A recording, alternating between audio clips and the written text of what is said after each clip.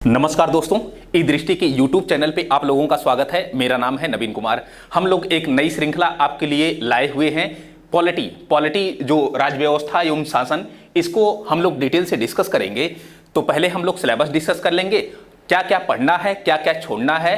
हम MCQ के form में सारी चीजें डिस्कस करेंगे, ठीक ना। तो आते हैं, थोड़ा सा सिलेबस को देखते हैं कि इसमें पढ़ना क्या है। आपको मैं बताते चलूं कि ये जो वीडियो होगा, इस वीडियो में हम लोग UPSC के क्वेश्चंस, प्रीवियस ईयर के जो पिछले 20 साल के आए हुए क्वेश्चन हैं, चाहे वो UPSC के हों, UPPCS के हों, RO के हों, या फिर अदर PCS के हों, अदर स्टेट PCS के, वो सभी क्वेश्चंस हम लोग चारों ऑप्शन को लेकर अमूमन डिस्कस करने वाले हैं। तो पहले एक बार सिलेबस को फ्रेम कर लेते हैं कि क्या क्या पढ़ना है, कैसे कैसे पढ़ना है। फिर उसके बाद अपने पहले टॉपिक पर कॉन्स्टिट्यूशन डेवलपमेंट ऑफ इंडिया वाले पार्ट पर आते हैं। तो पहले अगर मैं ये कहूं कि भारतीय राज्य व्यवस्था एवं शासन, ये आपका टॉपिक है, ये आपका जो है अध्याय है, ठीक है ना, ये आपका जो है विषय है। और इसमें जो सिलेबस आपका है, यह UPSC को टारगेट किया जाएगा। इसके अलावा UPPCS को, RO अनदर जो स्टेट PCS के एग्जाम होंगे, वो सभी सारी चीजें इसमें इंक्लूड होंगी। आपको मैं बताते चलूं कि अगर कोई वनडे का भी बच्चा होगा तो उसका पूरा अच्छे से इसमें कवर हो जाएगा।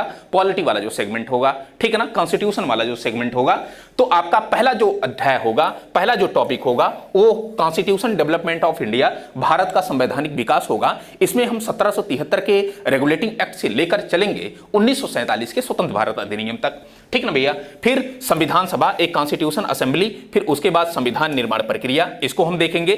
फिर संविधान का स्रोत क्या है, ठीक है ना, अमेरिका से क्या लिया गया है, ब्रिटेन से क्या लिया गया है, इसके अलावा कनाडा, जर्मनी, ऑस्ट्रेलिया जैसी जगहों से क्या क्या चीजें ली गई हैं, एक एक चीज हम अच्छे से इस टॉपिक में डिस्कस करेंगे। फिर भारतीय संविधान के प्रमुख भाग, आपको पता होगा कि संविधान में टोटल इतने समय 22 भाग हैं। हालांकि उपखंडों को मिला दिया जाए तो उसकी संख्या लगभग 25 हो जाती है।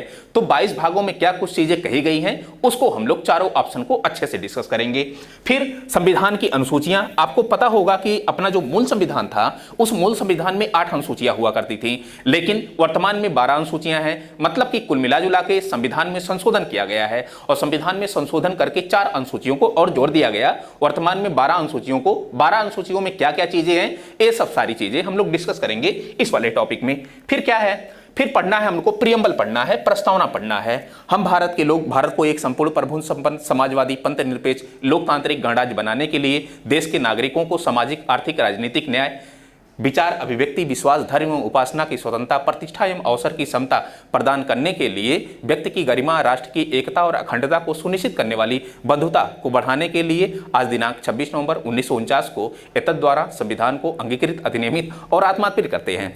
तो मैं बताऊं कि रटना नहीं है संविधान, ये प्रस्तावना रटना नहीं है, ठीक है ना। ये प्रस्तावना को हम अच्छे से फ्रेम करेंगे और उसी फ्रेम के माध्यम से ये प्रियम्बल हमको पढ़ना है, क्योंकि ये आपका प्री के एग्जाम से भी अच्छा इंपॉर्टेंट है और मेंस के भी डायमेंशन से इंपॉर्टेंट है। तो आप भूल जाते हैं कि कितने प्रकार के न्याय, स्वतंत्रता कितने प्रकार की, इसके अलावा समता क्या होती है, ठीक है ना, संविधान का उद्देश्य क्या है, जैसी सारी चीजें हम प्रियम्बल में पढ़ लेंगे। फिर शासन प्रणाली, इसमें हम जो है संसदीय प्रणाली पढ़ लेंगे, जो पार्लियामेंट्री सिस्टम है संसदीय प्रणाली, और फेडरल सिस्टम संघीय प्रणाली पढ़ लेंगे, संघीय प्रणाली, ठीक ना भैया। तो ये 2 टॉपिक हम जो है शासन प्रणालियों में अच्छे से देख लेंगे। फिर शुरू होगा हमारा राज्य एवं संघ राज्य क्षेत्र, जो संविधान का पहला भाग है। अनुच्छेद 1 से लेकर अनुच्छेद 4 तक हम इसको पूरी तरह डिटेल से देखेंगे। इसमें रियासतों को देखेंगे, इसमें अच्छे से जो राज्य पुनर्गठन अधिनियम है उसको देखेंगे, भाषा के आधार पर राज्यों का होने वाला गठन उसको देखेंगे, जैसी सारी चीजें हम इसमें देखेंगे। फिर हम लोग नागरिकता वाला टॉपिक देखेंगे, जो संविधान के भाग 2 में, ठीक ना, अनुच्छेद 5 से लेकर अनुच्छेद 11 तक नागरिकता का पूरी तरह वर्णन किया गया है। मैं बताते चलूं आपको कि नागरिकता का स्टैटिक पॉइंट तो देखेंगे ही, साथ ही साथ डायनामिक पॉइंट, जैसे कि CAA क्या होता है, ठीक है ना, सिटीजनशिप अमेंडमेंट एक्ट 2019, जो चर्चा का विषय बना हुआ है कि भाई पाकिस्तान, बांग्लादेश और अफगानिस्तान से जो आए हुए वहां के अवैध नागरिक हैं, तो उनको वैधता प्रदान की गई है, उनको नागरिकता प्रदान की गई है, ठीक है ना। इसके अलावा NPR क्या होता है, CAA क्या होता है, NRC क्या होता है, जैसी सारी चीजें हम नागरिकता में देखेंगे। फिर मूल अधिकार, फंडामेंटल राइट, इसको हम संविधान का जब भाग 3 पढ़ेंगे, भाग 3, ठीक ना, तो उसमें अनुच्छेद 12 से लेकर अनुच्छेद 35 तक हम जो है टोटल छह जो मूल अधिकार हैं उन मूल अधिकारों को देखेंगे। हालांकि मूल अधिकारों की जो संख्या थी मूल संविधान में वो 7 हुआ करती थी, लेकिन संपत्ति का जो एक अधिकार था उसको 44वां संविधान संशोधन 1978 के द्वारा अब उसको मूल अधिकार की श्रेणी से हटा करके एक विधिक अधिकार, एक कानूनी अधिकार अनुच्छेद 300 का में रख दिया गया है। ठीक ना, तो वो सब कारण खैर हम समझेंगे ही, साथ ही साथ हम इन 6 मूल अधिकारों को पूरा डिटेल से डिस्कस करेंगे, केस स्टडी भी डिस्कस करेंगे, न्यायालय के जो अभी हालिया जजमेंट हैं इस पर क्या कैसे इश्यूज बनते हैं वो सब सारी चीजें डिस्कस करते हुए आगे बढ़ेंगे। फिर राज्य के नीति निर्देशक तत्व जो डीपीएसपी है डायरेक्टिव प्रिंसिपल स्टेट पॉलिसी, जो आपका संविधान का भाग 4 में इसका वर्णन किया गया है। ठीक है ना, अनुच्छेद 36 से लेकर अनुच्छेद 51 तक हम डीपीएसपी पढ़ेंगे कि राज्य का यह कर्तव्य होगा कि अपने नागरिकों के लिए तमाम कार्य करे। ठीक है ना, कल्याणकारी राज्य की जो अवधारणा हमको दिखाई पड़ती है वो डीपीएसपी के माध्यम से दिखाई पड़ती है, तो इसको हम देखेंगे। मूल कर्तव्य इसको संविधान के भाग 4 का में डाला गया है। एक्चुअली संविधान जो मूल संविधान था ये मूल संविधान में मूल कर्तव्य नहीं था, लेकिन 42वां संविधान संशोधन करके 1976 के माध्यम से मूल कर्तव्य का जो है प्रावधान किया गया जाता है। ठीक ना, सरदार स्वर्ण सिंह समिति गठित की जाती है। उसी सरदार स्वर्ण सिंह समिति की सिफारिशों के आधार पर 42वां संविधान संशोधन 1976 लाया जाता है और उसके तहत 10 मूल कर्तव्यों को जो है शामिल कर दिया जाता है। हालांकि वर्तमान में तो 11 मूल कर्तव्य हैं। 11 तो कौन से हैं? 11वां मूल कर्तव्य क्या है? 86वां संविधान संशोधन 2002 के तहत 11वां मूल कर्तव्य जोड़ा गया कि 6 से 14 वर्ष तक के जो बच्चे होंगे उनके माता पिता का यह कर्तव्य होगा कि उनको प्राथमिक शिक्षा उपलब्ध करवाए। जैसी खैर सारी चीजें हम डिटेल से डिस्कस करेंगे। अभी तो हम सिलेबस डिस्कस कर रहे हैं कि क्या क्या हम लोगों को पढ़ना है। ठीक ना भैया, फिर देन हम राष्ट्रपति को देखेंगे, राष्ट्रपति को अच्छे से देखेंगे। ठीक ना, इसके चुनाव प्रणाली को देखेंगे, इसका निर्वाचन देखेंगे, इस पर महाभियोग की प्रक्रिया देखेंगे, इसके वेतन भत्ते शपथ जैसी सारी चीजें जो भी हो सकता है वो देखेंगे। देन हम उपराष्ट्रपति पढ़ेंगे, फिर केंद्रीय मंत्रिपरिषद पढ़ेंगे। एक काफी इंपॉर्टेंट टॉपिक है, सभी इंपॉर्टेंट टॉपिक है। उसके बाद हम जो 15वां हमारा टॉपिक होगा हम केंद्रीय मंत्रिपरिषद पढ़ेंगे, फिर महान्यायवादी पढ़ेंगे, महाधिवक्ता पढ़ेंगे, उसके बाद नियंत्रक एवं महालेखा परीक्षक जो आपका अनुच्छेद 148 है उसके माध्यम से जो डाटा इंटरप्रिटेशन वाला काम करता है। यहां से लेकर काफी क्वेश्चन पूछे जाते हैं कैग से लेकर। ठीक है ना, तो इसको लेकर हम अच्छे से पढ़ेंगे। फिर संसद को पढ़ेंगे। आपको पता होगा कि संसद की जो है 2 सदन, एक लोकसभा होती है एक राज्यसभा होती है, तो इसको भी इसी में पढ़ लेंगे।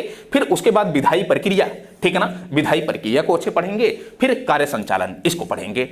फिर क्या पढ़ना है? संसदीय समितियां। आपको पता होगा कि कई बार संसदीय समितियों से लेकर क्वेश्चन पूछे जाते हैं। एक अस्थायी समिति होती है संसदीय समिति, एक अस्थायी होती है, तो उतने समय सारी चीजों को हम डिस्कस करेंगे। फिर क्या पढ़ने वाले हैं? संसदीय अधिनियम, इसको पढ़ने वाले हैं। फिर सर्वोच्च न्यायालय जो सुप्रीम कोर्ट है, सुप्रीम कोर्ट को डिटेल से डिस्कस करेंगे। इतना ही नहीं दोस्तों, सुप्रीम कोर्ट के हालिया जजमेंटों को भी डिस्कस करेंगे और केस स्टडी बनाते हुए आज के फंडामेंटल राइट्स को भी आधार बनाते हुए एक बार देखेंगे कि हालिया जजमेंट क्या आए हुए हैं। फिर राज्य विधानमंडल और मंत्रिपरिषद इसको देखेंगे। उच्चतम न्यायालय के बाद नेक्स्ट बारी हम लोगों की आएगी, ठीक है ना, वो उच्च न्यायालय आएगी और अधीनस्थ न्यायालय आएगी, इसको हम लोग देख लेंगे। फिर केंद्र राज्य संबंध, ये जो सेंटर स्टेट रिलेशन है, ठीक है ना, चाहे वो विधायी संबंध हो, वित्तीय संबंध हो, या फिर जो है आपका प्रशासनिक संबंध हो, ठीक है ना, कार्यपालिका संबंध, कार्यपालिकीय संबंध, ये सब सारी चीजें हम लोग केंद्र राज्य संबंधों में देखेंगे। इसके अलावा इस पर गठित जो समितियां हैं, राज्य मन्नार समिति हो गई, प्रथम प्रशासनिक आयोग हो गया, या फिर जो है पुंछी आयोग हो गया, ठीक है ना, जो भी आयोग हैं इस पर आधारित वो हम देखेंगे।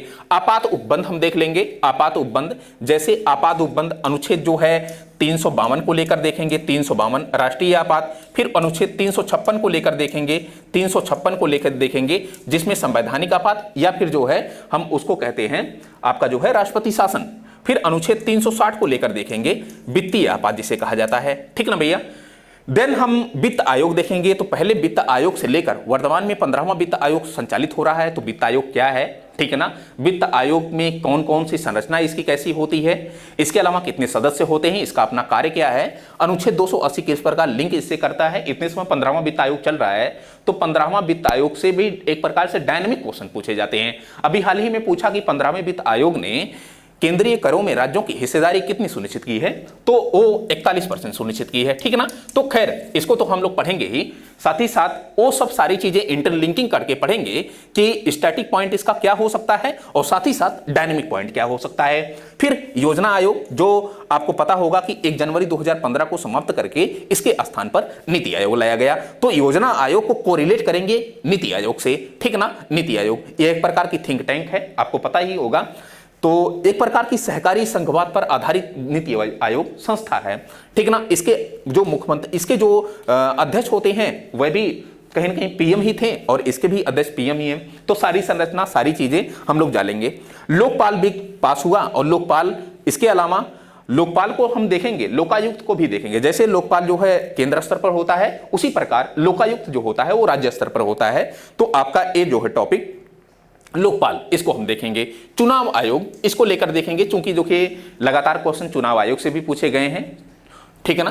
तो राजनीतिक दल, अब की बार देखिए 2022 का जो पीसीएस का एग्जाम हुआ प्री वाला, राजनीतिक दल से क्वेश्चन पूछ लिया, ठीक है ना, कि कौन से राजनीतिक दल किस सन में जो है, किस सन में गठित किए गए, इसको लेकर क्वेश्चन पूछ लिया। संविधान संशोधन, आपको बताऊं कि 105वां संविधान संशोधन अधिनियम 2021 लाया जा चुका है। तो जो लेटेस्ट संविधान संशोधन होंगे, संविधान संशोधन 1 से लेकर जो 105वां संविधान संशोधन तक है, ठीक ना, इसको हम लोग डिटेल से डिस्कस कर लेंगे कि एक एक संविधान संशोधन में क्या कही बातें कही गई हैं, क्या कुछ बातें कही गई हैं। फिर राजभाषा, इसको लेकर देखेंगे। स्थानीय स्वशासन, ये तो स्थानीय स्वशासन पूरे पॉलिटी की, ठीक है ना, एक जान है, जो पंचायती राज व्यवस्था जिसे आप कहते हैं, ठीक है ना, तो इसको देखेंगे। फिर कुछ वर्गों के लिए विशेष उपबंध, कुछ वर्गों के लिए जो अनुच्छेद 371 है, 371 का में क्या है, खा में क्या है, ऐसे ऐसे करके क्वेश्चन पूछे जाते हैं, तो इसको देखेंगे। फिलहाल ये तो आपका जो है सिलेबस हुआ, लेकिन सवाल है कि मास्टर साहब आज क्या पढ़ाने वाले हैं। आज जो है आपका जो पहला वाला टॉपिक था भारत का संवैधानिक विकास, उसको हम लोग डिस्कस करने वाले हैं। कॉन्स्टिट्यूशन डेवलपमेंट ऑफ इंडिया, ठीक है ना, इसको डिस्कस करने वाले हैं। तो आपको मैं बताते चलूं कि जो भारत का संवैधानिक विकास है, इसको 2 भागों में पढ़ना है। पहला, एक तो ईस्ट इंडिया कंपनी का शासन, इसके तहत संविधान का जो विकास हुआ अधिनियमों के माध्यम से, इसको पढ़ना है। और फिर ब्रिटिश ताज के शासन के अधीन, ठीक है ना, कुछ पारित जो अधिनियम थे, इसके तहत संवैधानिक विकास क्या हुआ है, इसको पढ़ना है।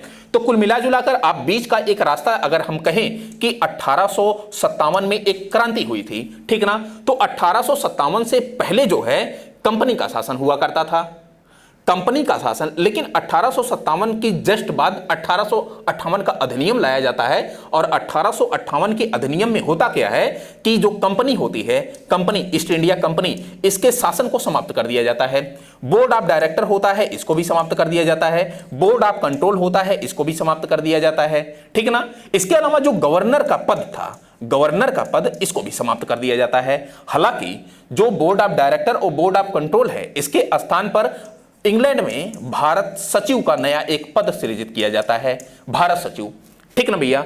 और जो गवर्नर है, इसके स्थान पर अब वायसराय का पद लाया जाता है, वायसराय का पद लाया जाता है। तो पहले जब कंपनी का शासन था तो उसके तहत जो है अधिनियमों का विकास हो रहा था, अधिनियमों के माध्यम से संविधान का विकास हो रहा था। लेकिन अब तो कंपनी समाप्त हो जा रही है, तो इसी के कारण 1858 के बाद जो है एक्टिविटी होगी, जो भी कॉन्स्टिट्यूशन डेवलपमेंट होगा, वह है ब्रिटिश ताज। चूंकि यहां पर ब्रिटिशर्स, महारानी विक्टोरिया ने पूरे ब्रिटिशर्स क्षेत्र को, पूरे भारत के ब्रिटिशर्स क्षेत्र को अपने हाथों में सेंट्रलाइज कर लिया। तो यहां से कुल मिला जुलाकर जो विकास हो रहा है, संवैधानिक विकास, वो ताज के शासन के अंतर्गत हो रहा है। और इधर वाला यहां पर जो है कंपनी के शासन के अंतर्गत। आई होप समझ में आया होगा एड्राफ्टिंग किस प्रकार जो है संवैधानिक विकास की रूपरेखा हम लोग पढ़ेंगे।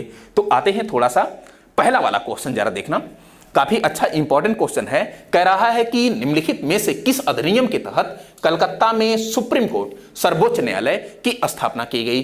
क्या इसकी न्यायालय जो है 1773 के रेगुलेटिंग एक्ट के तहत की जाती है, क्या यह पिट्स इंडिया एक्ट 1784 के अंतर्गत की जाती है, या फिर चार्टर एक्ट 1813 के चार्टर एक्ट के तहत की जाती है, या फिर चार्टर एक्ट 1833 के। तो आपको एक क्वेश्चन का जो है आंसर बताना है। देखिए, हम लोगों का ये डिस्कशन जो होगा, ऐसा नहीं कि केवल आंसर ही बता देना, ये पर्पज मेरा नहीं है। मेरा ये पर्पज है कि टॉपिक पर अप्रोच क्या होनी चाहिए। एक यूपीएससी आयोग या यूपी पीसीएस का जो आयोग है या बीपीएससी है, अदर स्टेट एग्जाम है, वो अपनी अप्रोच क्या ले सकते हैं किसी क्वेश्चंस को लेकर, किसी क्वेश्चन के डायमेंशन को लेकर। तो अगर मैं कहूं तो इसका आंसर आप सिंपल सा जानते हैं कि ए ऑप्शन होगा। 1773 के रेगुलेटिंग एक्ट के तहत 1774 में, एक्चुअली एक साल बाद 1774 में सुप्रीम कोर्ट की स्थापना कलकत्ता में की जाती है। तो ये तो आपका सिंपल क्वेश्चन हो गया, मास्टर साहब ने सिंपल रूप से बता दिया, ठीक ना बच्चा। तो इतना अपना एक आंसर होगा ए ऑप्शन। लेकिन सवाल है कि इसमें यही नहीं पढ़ना है, इसमें कुछ और डिटेल से पढ़ना है। क्या पढ़ना है तो सुनना जरा। ये 1773 का जो रेगुलेटिंग एक्ट है, इसमें पहला कई पॉइंट हो सकते हैं, तो कुल पॉइंट जितने भी पॉइंट हैं उसको हम डिस्कस कर लें। इसमें पहला पॉइंट जो होगा, जो बंगाल था, एक्चुअली हर एक प्रेसिडेंसियां हुआ करती थी, जैसे बंगाल प्रेसिडेंसी थी, जैसे बंबई, जैसे मद्रास, ये सब प्रेसिडेंसियां हुआ करती थी। तो जो बंगाल की प्रेसिडेंसी थी, एक काफी समृद्ध प्रेसिडेंसी थी, चाहे भौगोलिक कारणों से, आर्थिक कारणों से, राजनीतिक कारणों से, हर एक मायने में ये जो बंगाल प्रेसिडेंसी थी काफी समृद्ध हुआ करती थी। इसी को टारगेट बनाया गया। और बंगाल प्रेसिडेंसी में जो यहाँ का गवर्नर था, ठीक है ना, गवर्नर, इसके गवर्नर को गवर्नर जनरल ऑफ बंगाल का नाम दिया गया। और ऐसा पहला governor general of Bengal Warren Hasting को बनाया गया। ये आपका पहला क्वेश्चन हुआ कि बंगाल का पहला गवर्नर जनरल कौन था, तो वह वारेन हेस्टिंग था। ये आपका पहला क्वेश्चन। फिर मैं बताते चलूं आपको कि इसी वारेन हेस्टिंग की सहायता के लिए, इसी गवर्नर जनरल की सहायता के लिए 4 सदस्यों की एक परिषद बनाई गई। 4 सदस्यीय एक परिषद बनाई गई। और एक बार क्वेश्चन पूछा कि इस परिषद में कौन कौन से सदस्य शामिल थे। तो इस परिषद में एक तो थे फिलिप फ्रांसिस, एक नाम ए हो गया। दूसरा है क्लेवरिंग। फिर एक है मांसल। एक है वर्नेल, ठीक ना। तो ये 4 सदस्य हैं। ये 4 सदस्य इसी गवर्नर जनरल की परिषद के सदस्य होते हैं, 4 सदस्य। और ये क्या करते हैं कि कोई भी कानून वगैरह जब बनाया जाता है तो यही सदस्य क्या करते हैं, गवर्नर जनरल की सहायता करते हैं। तो फिलिप फ्रांसिस, क्लेवरिंग, मांसल, वर्नेल, ये चारों सदस्य सहायता करते हैं। तो फिर सवाल है कि और कौन से पॉइंट हो सकते हैं इसमें, तो सुनना जरा। पहला आपका ए पॉइंट हो गया कि governor general of Bengal Warren Hasting को बनाया गया। फिर इसमें क्या हो सकता है कि एक 24 सदस्यीय निर्देशक मंडल था। ये पहले से ही चला आ रहा था निर्देशक मंडल। ये क्या काम करता था कि ये 24 सदस्यीय जो निर्देशक मंडल था, ईस्ट इंडिया कंपनी भारत में क्या कुछ एक्टिविटी कर रही है उसी की निगरानी करता था। और सारी एक्टिविटी की जानकारी ये ब्रिटिश सम्राट को देता था। ब्रिटिश सम्राट को, जो ब्रिटेन में बैठा हुआ सम्राट है, ठीक ना, उसी को ये सारी जानकारी उपलब्ध करवाता था। और क्या पॉइंट हो सकते हैं इसमें 1773 के रेगुलेटिंग एक्ट के तहत, और क्या पॉइंट हो सकते हैं, तो इसमें क्या है कि जो ईस्ट इंडिया कंपनी है उसके व्यापारी और अधिकारी निजी व्यापार करने लगे थे। तो जायज है कि ईस्ट इंडिया कंपनी डूबने के कगार पर आ गई थी। उसी लिए तो 1773 का रेगुलेटिंग एक्ट लाया गया था। बाद में इसी जो है अधिनियम को ला करके ये जो निजी व्यापार है इसको समाप्त कर दिया जाता है, ठीक ना बच्चा। तो इतना कुछ आप जो है 1773 के रेगुलेटिंग एक्ट में समझ सकते हैं। अच्छा, अगर मैं ये कहूं कि कलकत्ता वाला जो सुप्रीम कोर्ट है, इसके विषय में अगर जो कुछ आपको जानना है तो कुछ और जान लेना चाहिए कि 1774 में सुप्रीम कोर्ट की स्थापना की जाती है। सुप्रीम कोर्ट की स्थापना कलकत्ता में की जाती है। अगर मैं ये कहूं कि इसके मुख्य न्यायाधीश कौन थे, मुख्य न्यायाधीश चीफ जस्टिस कौन थे, तो एलिजा इम्पे थे। एलिजा इम्पे ये इसके मुख्य न्यायाधीश थे। फिर अन्य न्यायाधीश को लेकर भी एक बार क्वेश्चन पूछा गया है, तो हाइड चैम्बर्स और लिमेस्टर ये अन्य न्यायाधीश थे। तो इनको लेकर भी क्वेश्चन पूछा गया है, तो ये भी आपको याद रखना चाहिए। यहां पर एक इंटरलिंकिंग आपको करनी चाहिए, क्योंकि जो है 1935 का जब भारत शासन अधिनियम लाया जाता है तो वहां 1 अक्टूबर, सुना जरा, एक तो यहां पर जो है सुप्रीम कोर्ट की स्थापना की जाती है, फिर 1935 का जब भारत शासन अधिनियम लाया जाता है, भारत शासन अधिनियम, ठीक ना भैया। तो इस अधिनियम में क्या किया जाता है कि 1 अक्टूबर 1937 को दिल्ली में एक संघीय न्यायालय की स्थापना की जाती है, संघीय न्यायालय। और सवाल है कि ये जो संघीय न्यायालय है इसके मुख्य न्यायाधीश कौन हैं? तो ये जो संघीय न्यायालय है इसके जो मुख्य न्यायाधीश हैं ये मोरिस गोयर हैं, मोरिस गोयर। ये मोरिस गोयर को आपको याद रखना है। तो सवाल है कि आधुनिक सुप्रीम कोर्ट कब आया? आधुनिक सुप्रीम कोर्ट बच्चा वह 28 जनवरी 1950 को ये आधुनिक सुप्रीम कोर्ट लाया जाता है, ठीक ना। आधुनिक सुप्रीम कोर्ट लाया जाता है 28 जनवरी 1950। तो सवाल है कि आधुनिक सुप्रीम कोर्ट के मुख्य न्यायाधीश कौन थे? हरिलाल जे कानिया थे। ये भी क्वेश्चन पूछा गया है। तो इतना कुछ आपने इस 1773 के रेगुलेटिंग एक्ट में जाना। फिर आते हैं नेक्स्ट क्वेश्चन पे। नेक्स्ट क्वेश्चन क्या कह रहा है कि अब सुनना जरा, अब आपको आसानी थोड़ा सा होगी। दूसरा वाला क्वेश्चन आसानी से आपका हो जाएगा। यह कह रहा है कि निम्नलिखित में से सर्वोच्च न्यायालय की स्थापना के संबंध में निम्नलिखित में से कौन सा कथन सही है? ये एक्चुअली जो एग्जाम में क्वेश्चन पूछा गया ROARO, ठीक ना, वह प्री एग्जाम 2016 में क्वेश्चन पूछा गया। अब सुनना जरा, क्योंकि मैं आयोग के ही क्वेश्चन उठाया हुआ हूं ताकि आपको पूरी तरह जस्टिफाई हो कि हाँ एक क्वेश्चन एग्जाम में पूछे गए हैं। ये कह रहा है कि सुप्रीम कोर्ट स्थापना, सुप्रीम कोर्ट जो कलकत्ता में सुप्रीम कोर्ट की स्थापना की गई थी 1774 में, और 1773 के रेगुलेटिंग एक्ट के तहत 1774 में एक कलकत्ता में की जाती है। अभी अभी हमने डिस्कस किया तो उसी पे लेकर क्वेश्चन पूछा है। तो कह रहा है कि कलकत्ता में सर्वोच्च न्यायालय की स्थापना 1773 के रेगुलेटिंग एक्ट के तहत क्या या एक्ट के द्वारा की गई, ठीक ना। तो बिल्कुल बात सही है कि 1773 के रेगुलेटिंग एक्ट के तहत 1774 में कलकत्ता में की जाती है। लेमेस्टर, देखिए कह रहा है कि लेमेस्टर न्यायालय के मुख्य न्यायाधीश थे, प्रथम मुख्य न्यायाधीश। अगर मैं थोड़ा सा पीछे जाऊं, थोड़ा सा इसके मैं पीछे जाऊं तो आपको यहां ही मैं बता दिया हूं कि इसके जो मुख्य न्यायाधीश थे वो एलिजा इम्पे थे। इधर देखिए, बाकी लेमेस्टर, चेम्बर्स, हाइड, ये सब क्या है? अन्य न्यायाधीश हैं, ठीक ना। फिर क्वेश्चन तो यही कह रहा है, क्वेश्चन तो आपका यही कह रहा है कि लेमेस्टर इसके क्या है? प्रथम मुख्य न्यायाधीश। नहीं भैया, लेमेस्टर नहीं बल्कि एलिजा इम्पे थे। एलिजा इम्पे ये जो है इसके मुख्य न्यायाधीश थे। तो जायज है कि आपका जो सेकंड ऑप्शन है वो गलत है, केवल का केवल ए ऑप्शन है। तो ए इज अ राइट आंसर। आते हैं नेक्स्ट क्वेश्चन। नेक्स्ट क्वेश्चन क्या कह रहा है? तो इसको हमने एक पेज छुड़वाया था ताकि आपको अच्छे से हम समझा सकें, ठीक है ना।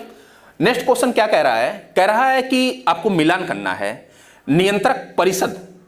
अब आपको बताते चलूं यहां पे कि कह रहा है कि नियंत्रक परिषद की स्थापना और इससे मिलान करना है। मतलब कि नियंत्रक परिषद की स्थापना किस अधिनियम से रिलेट करती है? सर्वोच्च न्यायालय की स्थापना किस अधिनियम से? इंग्लिश मिशनरियों को भारत में कार्य करने की अनुमति किस अधिनियम के तहत दी गई? गवर्नर जनरल की परिषद में कानूनी सदस्य की नियुक्ति, ये सब सारी चीजें मिलानी है, किस अधिनियम से रिलेट करता है। तो आपको मैं बताते चलूं कि ये जो आपका नियंत्रक परिषद है, ठीक है ना, नियंत्रक परिषद, इसको बोर्ड ऑफ कंट्रोल भी कहा जाता है। 1784 का जब पिट्स इंडिया एक्ट लाया गया, सुनना जरा, यहीं पे सुन लीजिए कि 1784 का जब पिट्स इंडिया एक्ट लाया जाता है, इसमें क्या किया जाता है कि जो ईस्ट इंडिया कंपनी होती है, इसी ईस्ट इंडिया कंपनी के कार्यों का विभाजन कर दिया जाता है। एक कार्य व्यापारिक कार्य के रूप में विभाजन किया जाता है और दूसरा राजनीतिक कार्य के रूप में विभाजन किया जाता है। व्यापारिक कार्यों को बोर्ड ऑफ डायरेक्टर देखती है। बोर्ड ऑफ डायरेक्टर जो 24 सदस्यों वाला था, 24 सदस्यों वाला, ये तो मैं पहले ही बता दिया आपको, ठीक है ना। लेकिन जो राजनीतिक कार्य है, यह राजनीतिक कार्य, इसी के लिए बोर्ड ऑफ कंट्रोल, ये नया जो है, ये नया 6 सदस्यों का एक नया जो है मंडल या निकाय गठित किया जाता है इंग्लैंड में। तो उसी को कह रहा है कि नियंत्रक परिषद, इसकी स्थापना। तो जायज है कि ये जो आपका ऑप्शन दिख रहा है पिट्स इंडिया एक्ट 1784, इससे रिलेट कर रहा है, ठीक है ना। फिर कह रहा है कि सर्वोच्च न्यायालय की स्थापना, अभी हमने बताया कि रेगुलेटिंग एक्ट, रेगुलेटिंग मतलब कि नियामक होता है, तो इससे आप कोरिलेट कर सकते हैं कि नियामक अधिनियम 1773 के अकॉर्डिंग, ठीक है भैया। फिर कह रहा है कि इंग्लिश मिशनरियों को भारत में कार्य करने की अनुमति दी गई। एक्चुअली 1813 का जो चार्टर एक्ट लाया गया था, उसी 1813 के चार्टर एक्ट में जो ईसाई पादरी हैं वो बार बार सरकार पर दबाव बना रहे थे कि हमको जो है भारत में ईसाई धर्म के प्रचार प्रसार के लिए कुछ कार्य करना है। 1813 का चार्टर एक्ट लाया गया, तो इंग्लिश जो मिशनरियां हैं, उसी जो इंग्लिश जो ईसाई मिशनरियां हैं, उनको भारत में धर्म के प्रचार प्रसार के लिए अनुमति प्रदान कर दी जाती है। हालांकि 1813 के चार्टर एक्ट में कुछ चीजें और भी कही गई, जैसे 1 लाख रुपया ये जो है शिक्षा पर खर्च किए जाने की बात की जाती है। इसके अलावा जो कंपनी का ईस्ट इंडिया कंपनी है, इस ईस्ट इंडिया कंपनी के जो व्यापारिक एकाधिकार हैं, यह व्यापारिक एकाधिकार आंशिक रूप से समाप्त कर दिया जाता है। आंशिक रूप से ये समाप्त कर दिया जाता है, ठीक है ना। तो इतना 1784 के पिट्स इंडिया एक्ट में आप देखेंगे अभी। फिर गवर्नर जनरल की परिषद में एक कानूनी सदस्य की जो है नियुक्ति की जाती है। तो 1833 का जब चार्टर एक्ट लाया जाता है, तो इसी के तहत गवर्नर जनरल की जो परिषद होती है, उसी में एक कानूनी सदस्य की नियुक्ति की जाती है। हालांकि 1833 के चार्टर एक्ट में तो इतना कुछ हमने बता दिया, तो ये वाला आपका इससे रिलेट होगा, फिर आप ऑप्शन अच्छे से कर पाएंगे, ठीक है ना। जैसे 1813 का चार्टर एक्ट, इसमें हमने ए बताया कि एक तो 1 लाख रुपया प्रतिवर्ष, 1 लाख रुपया प्रतिवर्ष इस शिक्षा पर खर्च किए जाने की बात की जाती है। फिर उसके बाद जो ईसाई मिशनरियां हैं, ईसाई मिशनरियां, इनको भारत में आने की अनुमति दे दी जाती है। इसके अलावा जो ईस्ट इंडिया कंपनी है, ईस्ट इंडिया कंपनी बच्चा, इसी ईस्ट इंडिया कंपनी का जो व्यापारिक एकाधिकार था, एक्चुअली इसको व्यापारिक एकाधिकार प्राप्त था, तो इसके व्यापारिक एकाधिकार को आंशिक रूप से समाप्त कर दिया जाता है। आंशिक रूप से इसलिए मैं कह रहा हूं कि चीन के साथ चाय का व्यापार जारी था, इसी ईस्ट इंडिया कंपनी ने चीन में काफी निवेश कर चुका था ये, इसीलिए चीन के साथ इसका चाय का व्यापार जारी रखा गया। बाकी पूर्वी के देशों के साथ इसके जो है व्यापारिक एकाधिकार को समाप्त कर दिया जाता है। तो इतना कुछ आपने 1813 का चार्टर एक्ट। फिर मैं बताया कि 1833 का चार्टर एक्ट क्या था। तो 1833 का चार्टर एक्ट था, इसमें जो व्यापारिक एकाधिकार था, व्यापारिक एकाधिकार, इस व्यापारिक एकाधिकार को पूर्णतया समाप्त कर दिया जाता है, पूर्णतया समाप्त कर दिया जाता है, ठीक ना भैया। फिर क्या किया जाता है, जो गवर्नर जनरल है, गवर्नर जनरल, अच्छा इसमें एक अच्छी बात यह होती है कि जो बंगाल का गवर्नर जनरल है, इसको पूरे भारत का गवर्नर जनरल बना दिया जाता है, पूरे भारत का गवर्नर जनरल बना दिया जाता है। और ऐसा पहला governor general Lord William Bentinck को बनाया जाता है, लॉर्ड विलियम बेंटिंग को बनाया जाता है, ठीक है ना। फिर एक विधि आयोग का गठन किया जाता है, विधि आयोग का गठन किया जाता है, और लॉर्ड मैकाले इसके अध्यक्ष होते हैं। लॉर्ड मैकाले, एक क्वेश्चन पूछा गया है, लॉर्ड मैकाले इसी विधि आयोग के अध्यक्ष होते हैं।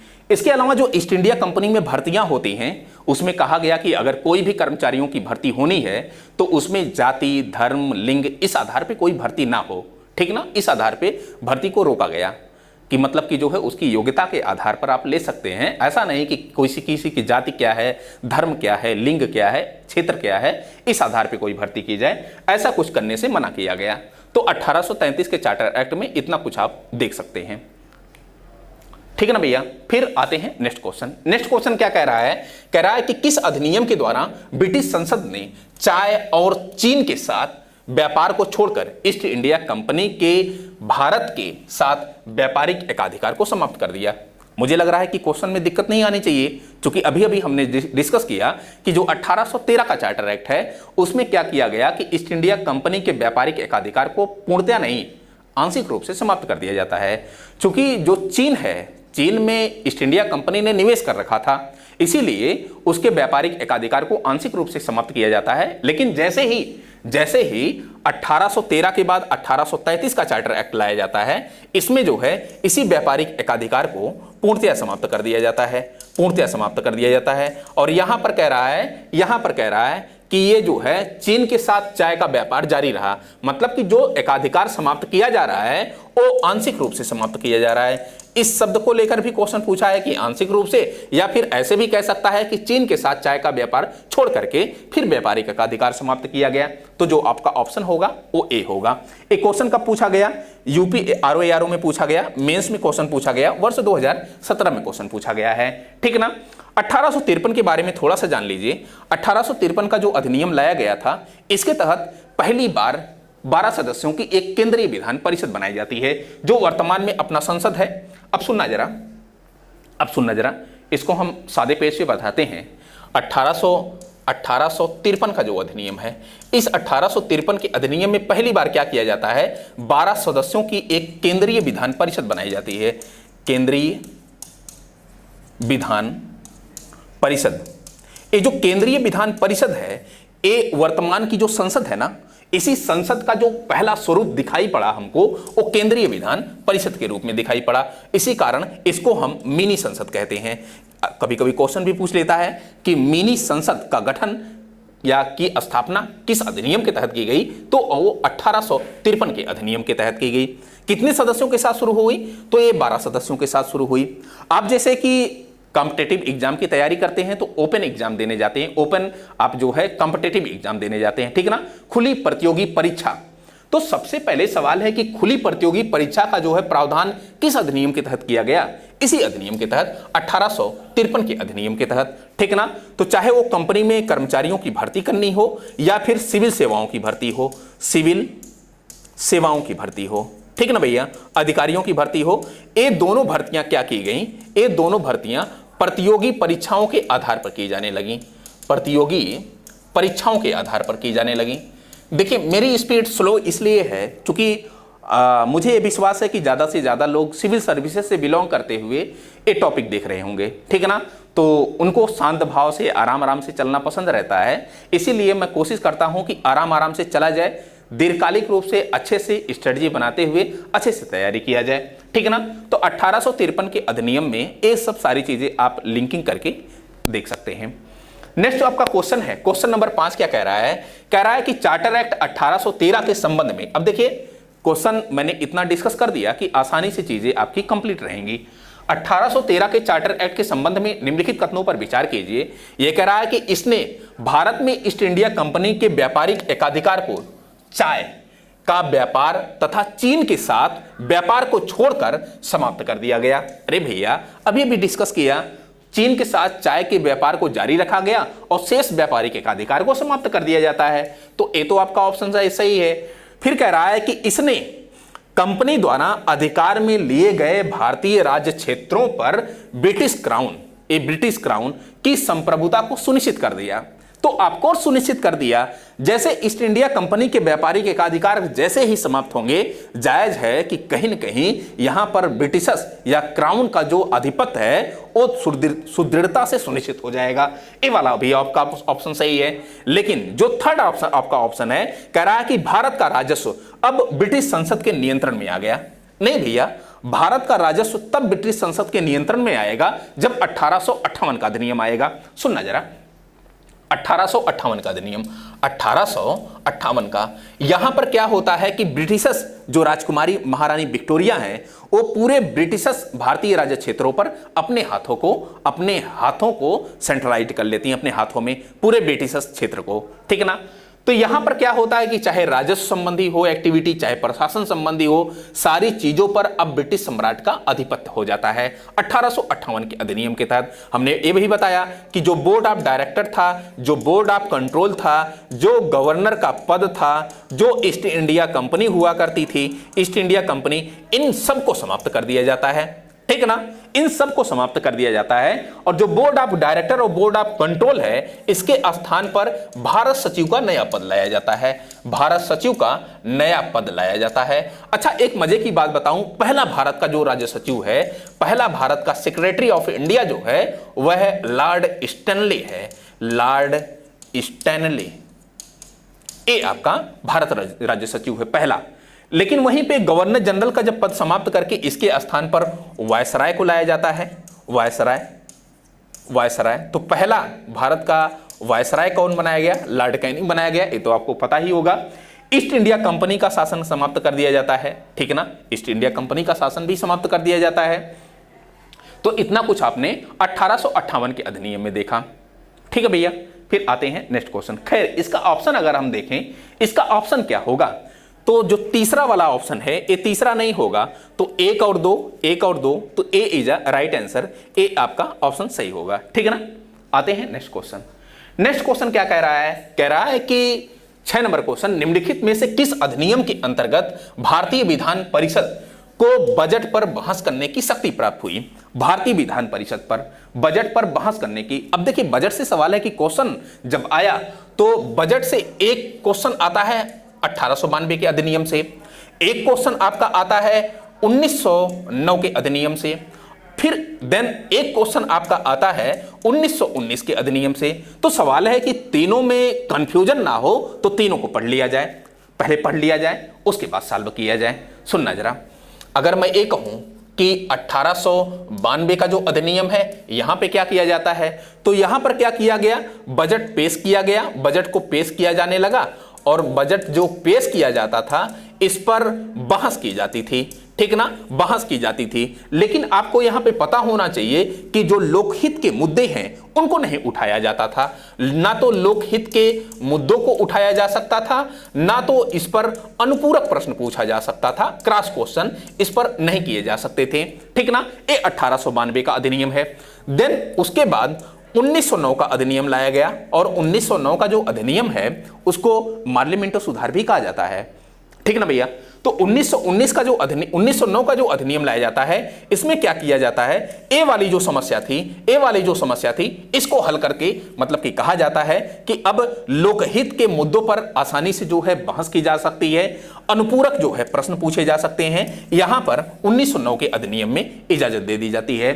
देन 1919 का अधिनियम लाया जाता है और 1919 के अधिनियम में बजट से संबंधित कहा गया कि भाई केंद्र अपना अलग से बजट पेश करे, केंद्र अपना अलग से बजट पेश करे और राज्य क्या करेंगे, ये अपना अलग से बजट पेश करेंगे। तो आई होप तो क्लियर हो गया होगा कि तीनों अधिनियमों में बजट से संबंधित क्या कुछ प्रावधान थे, ठीक ना बच्चा। आते हैं नेक्स्ट। खैर मास्टर साहब ने इसको बताया ही नहीं कि इसका ऑप्शन क्या सही होगा, इसका ऑप्शन जरा सुनना।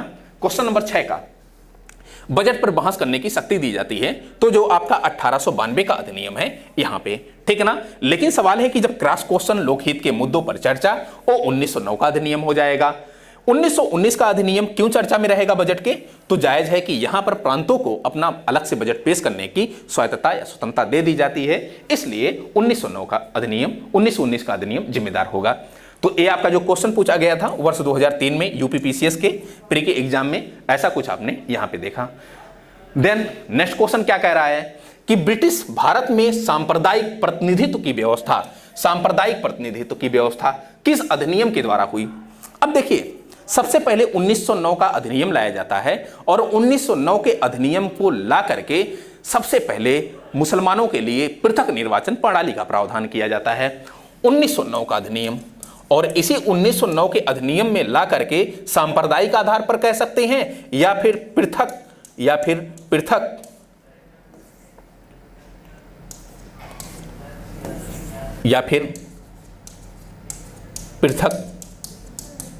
निर्वाचन प्रणाली कह सकते हैं, या फिर सांप्रदायिक आधार पर निर्वाचन प्रणाली कह सकते हैं, ठीक है ना।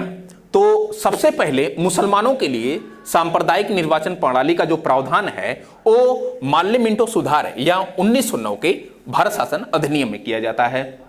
ये एक्चुअली था कि जो मुसलमान कैंडिडेट होंगे उनको मुसलमान वर्ग ही वोट डालेगा, ऐसा जो कुछ प्रावधान होता है उसी को सांप्रदायिक निर्वाचन प्रणाली कहा जाता है। यहां पे एक चीज आपको कंफ्यूजन होगा, क्योंकि देखिए मुसलमानों के लिए किसी और अधिनियम में जो है सांप्रदायिक निर्वाचन प्रणाली की व्यवस्था की जाती है, लेकिन वहीं पर दूसरे वर्ग चाहे वो ईसाई हो, आंग्ल भारतीय हो, सिख हो, उनके लिए अलग कॉन्स्टिट्यूशन, उनके लिए अलग अधिनियम।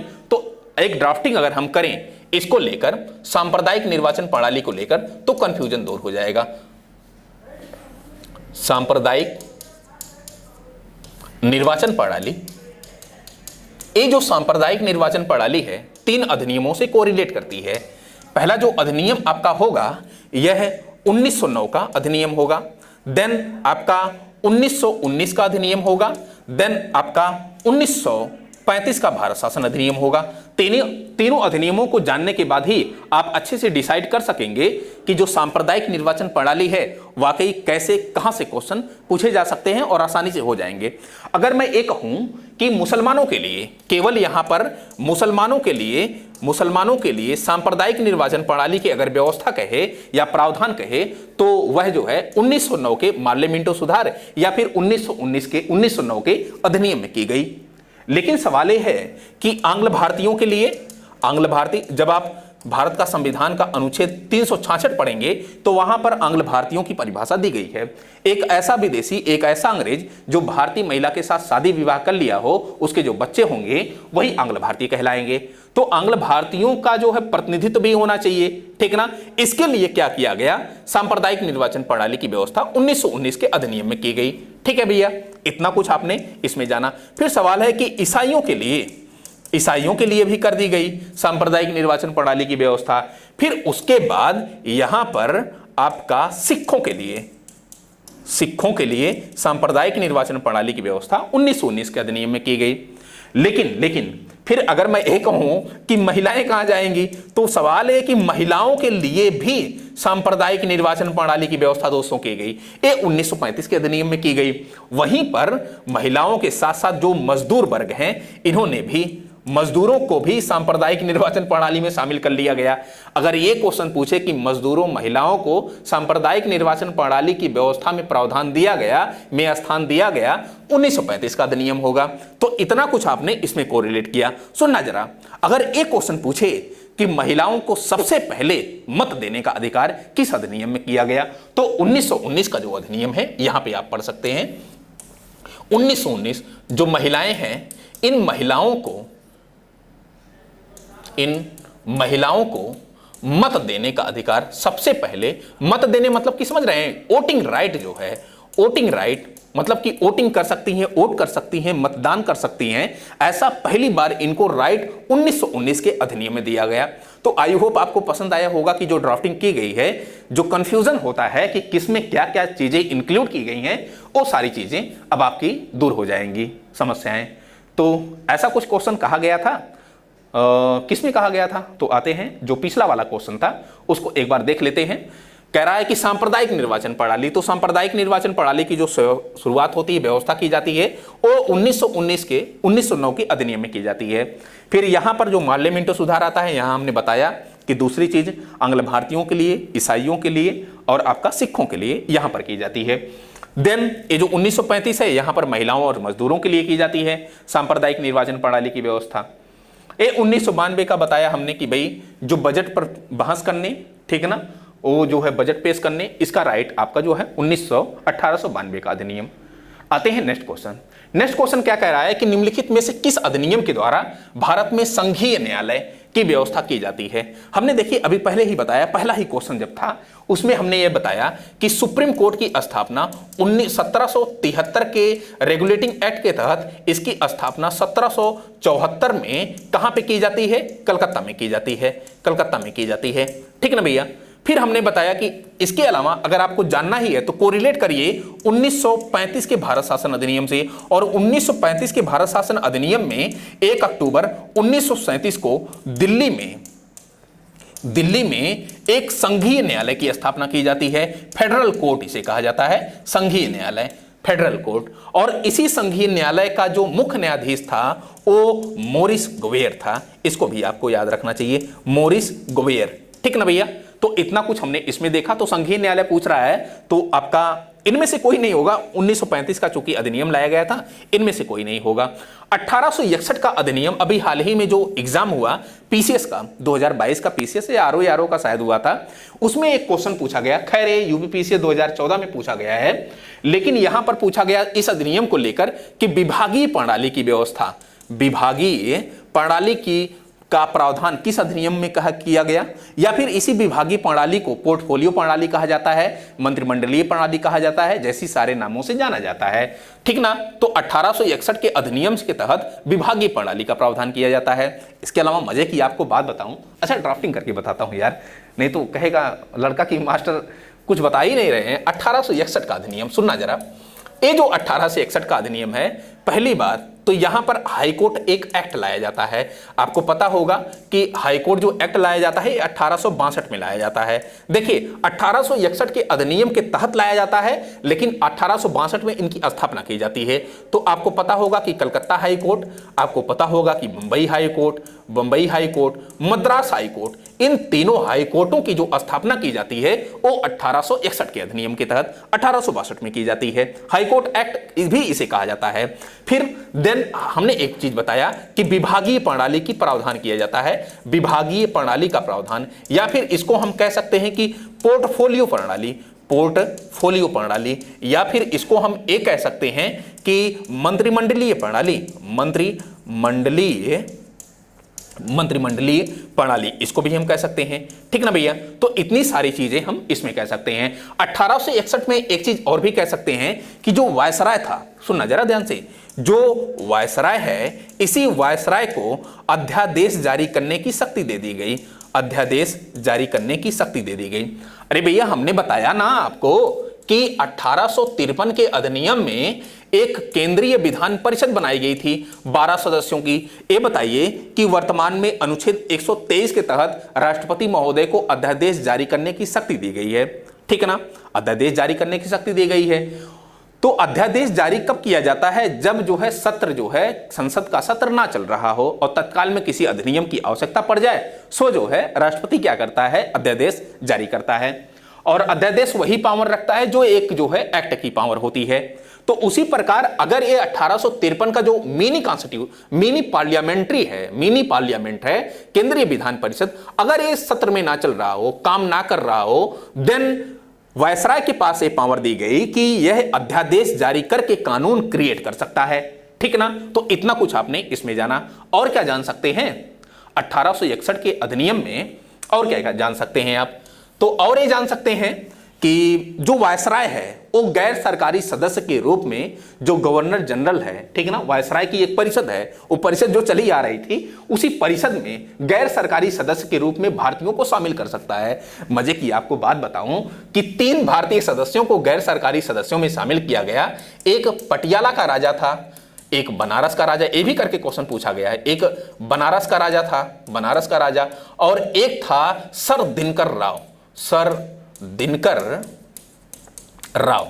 तो इतना कुछ आपने 1861 के अधिनियमों के माध्यम से जाना। आई होप पसंद आया होगा कि 1861 का अधिनियम में क्या कुछ पॉइंट्स हो सकते हैं। आते हैं नेक्स्ट क्वेश्चन क्या कह रहा है कि भारत में केंद्र में द्वैध शासन किस अधिनियम के अंतर्गत स्थापित किया गया? देखिए पूछ रहा है कि केंद्र में द्वैध शासन की जैसे ही बात आती है तो दो अधिनियम चर्चा में आ जाते हैं। एक क्वेश्चन आपका जो है यूपीपीसीएस के प्री में वर्ष 2008 में क्वेश्चन पूछा गया है। तो एक तो आपका 1919 का अधिनियम चर्चा में आ जाता है और एक अधिनियम 1935 का आ जाता है। तो सवाल है कि द्वैध शासन किसमें क्या है? तो अगर हम कहें कि प्रांतों में द्वैध शासन किस अधिनियम के तहत लाया गया, तो 1919 के अधिनियम में। अगर हम कहें कि प्रांतों से समाप्त करके केंद्र में द्वैध शासन किस अधिनियम के तहत लाया गया, तो 1935 के अधिनियम के तहत। वो 1935 के अधिनियम के तहत एक क्वेश्चन जो पूछ रहा है, कह रहा है कि केंद्र में, तो केंद्र वाला जो होगा वह 1935 का भारत शासन अधिनियम होगा। तो आपका जो ऑप्शन होगा वो सी इज अ राइट आंसर। ठीक है ना? 1947 का भारत शासन अधिनियम नहीं होगा, आपका 1919 में क्या होगा कि प्रांतों में द्वैध शासन। ठीक है भैया, आगे चलते हैं। हमने इतना समझा दिया। फिर क्वेश्चन नंबर 10 कह रहा है कि 1919 के भारत शासन अधिनियम में निम्नलिखित में से कौन सी प्रमुख विशेषताएं हैं? ठीक है ना? प्रांतों में कार्यकारिणी सरकार में द्वैध शासन की व्यवस्था की गई। ये देखिए जरा, प्रांतों में द्वैध शासन व्यवस्था हमने पहले ही बता दिया अभी, तो जायज है कि ए ऑप्शन तो आपका सही हो जाएगा। फिर कह रहा है कि मुसलमानों के लिए पृथक सांप्रदायिक निर्वाचन मंडलों की व्यवस्था की गई। मुसलमानों के लिए पृथक निर्वाचन मंडलों की व्यवस्था की गई।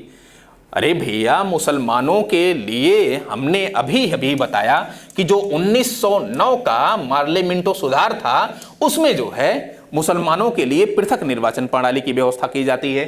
ठीक है ना? फिर जो केंद्र द्वारा प्रांतों को विधायी शक्तियों का हस्तांतरण, नहीं भैया, हाँ बिल्कुल, केंद्र द्वारा प्रांतों को विधायी शक्तियों का हस्तांतरण, तो ए आपका ऑप्शन सही होगा कि केंद्र को, चूंकि इसमें देखिए स्वायत्तता दी जाती है, इसमें राज्यों को स्वायत्तता दी जाती है कि वह जो है अच्छे से अपना कार्य संचालित कर सके, विधायी कार्य। तो आपका जो ए ऑप्शन होगा और तीसरा वाला जो कथन होगा 1 और 3, जो सी ऑप्शन होगा यह आपका सही होगा। ठीक है ना। आते हैं नेक्स्ट क्वेश्चन। फिर कह रहा है कि भारतीय विधान परिषद प्रथम बार द्विसदनीय बनाई गई। द्विसदनीय कब बनाई गई? एक तो जब आपका 1919 का भारत शासन अधिनियम लाया जाता है, इसी 1919 के भारत शासन अधिनियम में क्या किया जाता है कि केंद्र में जो केंद्रीय विधान परिषद है, मैं बताया ना कि 1853 में केंद्रीय विधान परिषद लाई जाती है, 1853 में, और इसी 1853 के अधिनियम के तहत केंद्रीय जो विधान परिषद लाई जाती है, अब उसमें 2 पार्ट कर दिए गए। जैसे संसद का अपना जो संसद है प्यारा सा, इस संसद में क्या किया गया है, इसके 2 सदन, एक लोकसभा है और दूसरा राज्यसभा है, उसी प्रकार इसमें 2 पार्ट किए गए। पहला वाला जो पार्ट है आपका, वह है आपका राज्य परिषद, और दूसरा जो पार्ट किया गया वो विधानसभा किया गया। ठीक है ना। ये जो राज्य परिषद है, इसी राज्य परिषद को उच्च सदन कहा गया, और जो विधानसभा है इसको निम्न सदन कहा गया। ठीक ना। तो कुल मिलाजुलाकर जो 1919 का अधिनियम लाया गया था, इसी के तहत कहीं न कहीं ये जो केंद्रीय भारत में जो विधान पालिका है, ठीक ना, इसी विधान पालिका को द्विसदनीय बनाया गया। ये आपका 1919 का अधिनियम होगा। आते हैं नेक्स्ट क्वेश्चन क्या कह रहा है कि राष्ट्रपति की अध्यादेश निर्गत करने की शक्ति प्रेरित है। अब देखिए जरा कि 1935 का ये अधिनियम है, अध्यादेश की शक्ति। अभी हमने ये बताया कि 1861 का अधिनियम लाया जाता है। अगर 1861 के अधिनियम में अगर ये पूछे कि वायसराय को, अगर ये क्वेश्चन पूछे कि वायसराय को अध्यादेश की पावर किस अधिनियम के तहत दी गई, तो वो आपका जो होगा 1861 का अधिनियम होगा। ठीक है ना, 1861 का अधिनियम। लेकिन अगर ये पूछे क्वेश्चन कि राष्ट्रपति को अध्यादेश की पावर की शक्ति किस अधिनियम के तहत दी गई या प्रेरित है, वह 1935 के भारत शासन अधिनियम के तहत होगा। तो इतना कुछ आपने इसमें जाना। ठीक है ना भैया। 1919 का अधिनियम, इसमें आप जानते ही हैं कि कई सारी चीजें की गई। कई सारी चीजों में जैसे प्रांतों में द्वैध शासन लाया गया। इसके अलावा आपका जो है प्रांतों को जो है क्या किया गया कि बजट पर बहस करने, बजट को अलग से पेश करने का भी राइट दिया जाता है। 1909 का जो मार्ले मिंटो सुधार लाया जाता है, पहली बार इसमें एक चीज ये प्रावधान किया जाता है कि पहली बार क्या किया जाता है कि जो गवर्नर जनरल की परिषद होती है, इसमें सत्येंद्र प्रसाद सिन्हा को पहले भारतीय सदस्य के रूप में नियुक्त किया जाता है। भारत का जो सचिव है इंग्लैंड में जो बैठा है, उसकी भी एक 15 सदस्यों की परिषद हुआ करती थी। उसमें क्या किया जाता है, उसमें भी 2 सदस्यों को नियुक्त किया जाता है। इस जो है भारत सरकार अधिनियम 1909 के तहत। एक केसी गुप्ता है और दूसरे सैयद हुसैन बिलग्रामी हैं, 2 लोगों को। खैर, फिर आपका नेक्स्ट क्वेश्चन है क्वेश्चन नंबर 13। ये क्या कह रहा है? कह रहा है कि भारत में संविधान में केंद्र और राज्यों के बीच किया गया शक्तियों का विभाजन इनमें से किससे उल्लेखित योजना पर आधारित है।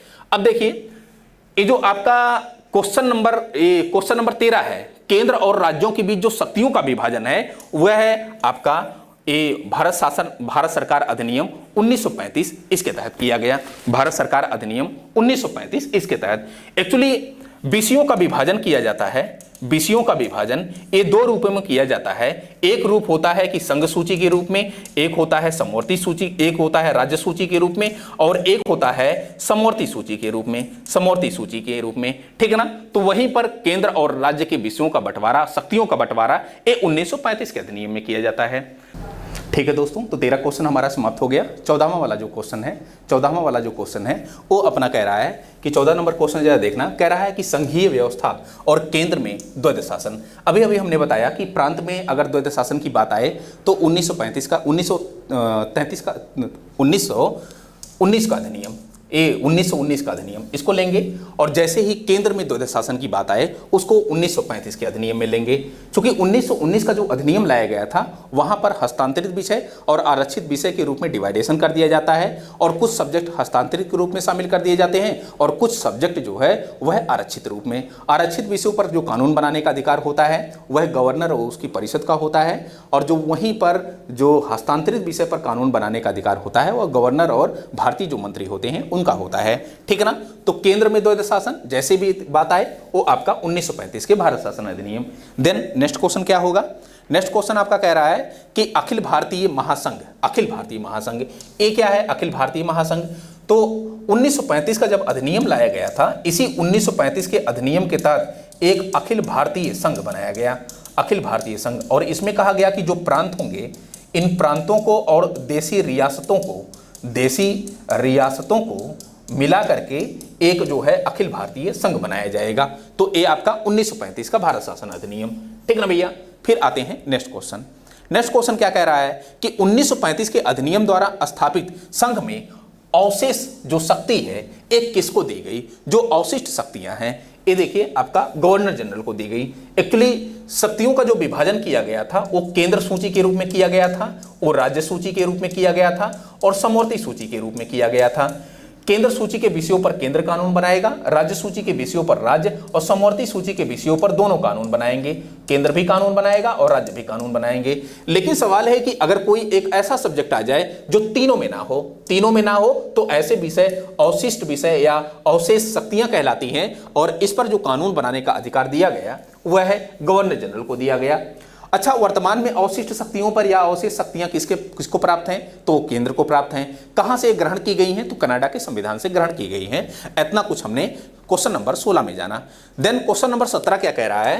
कह रहा है कि 1935 का गवर्नर ऑफ इंडिया एक्ट क्यों महत्वपूर्ण है? तो इसलिए महत्वपूर्ण है कि यह भारतीय संविधान का प्रमुख स्रोत है। आपसे मैं बताऊं कि इस एक्ट को मिनी कॉन्स्टिट्यूशन कहा जाता है। इस एक्ट को मिनी कॉन्स्टिट्यूशन कहा जाता है, मिनी कॉन्स्टिट्यूशन। ठीक है ना, मतलब छोटा संविधान कहा जाता है, क्योंकि इसके यहां से लगभग 2/3 मतलब कि 2/3 जो पार्ट है कॉन्स्टिट्यूशन का लगभग वो 1935 के भारत शासन अधिनियम से लिया गया है। इसलिए कहा जा रहा है कि यह भारतीय संविधान का प्रमुख स्रोत है। ठीक है ना। अनदर ऑप्शन नहीं होंगे तो ए वाला आपका ऑप्शन सही होगा। लास्ट क्वेश्चन क्या कह रहा है कि एक और क्वेश्चन आपका है, कह रहा है कि निम्नलिखित अधिनियमों में से किस अधिनियम के फलस्वरूप बर्मा को भारत से अलग किया गया? आपको मैं बताते चलूं कि 1935 का जो अधिनियम लाया जाता है, 1935 का अधिनियम, तो ये 1935 के अधिनियम में बर्मा को भी भारत से अलग कर दिया जाता है। इस बर्मा को भारत से अलग कर दिया जाता है। ठीक ना। आरबीआई की स्थापना का प्रावधान इस अधिनियम के तहत किया जाता है। इसके अलावा और सारे सेगमेंट हैं, जैसे और क्या है कि भारतीय संघ, अभी आपने देखा कि भारतीय संघ का प्रावधान, अखिल भारतीय संघ का प्रावधान किया जाता है। बर्मा को भारत से अलग किए जाने का प्रावधान किया जाता है। फिर केंद्र में द्वैध शासन इसका प्रावधान किया जाता है। तो ये सब सारी चीजें 1935 के भारत शासन अधिनियम में की जाती हैं। तो आई होप आपको वीडियो पसंद आया होगा। कल हम किसी नए टॉपिक के साथ मिलते हैं। मुझे लग रहा है कि जो अपना सिलेबस था उसके अकॉर्डिंग जो संविधान सभा है, कल संविधान सभा को अच्छे से हम लोग डिस्कस करेंगे। आज के लिए फिलहाल इतना ही। Thank you so much for watching this video. Thank you.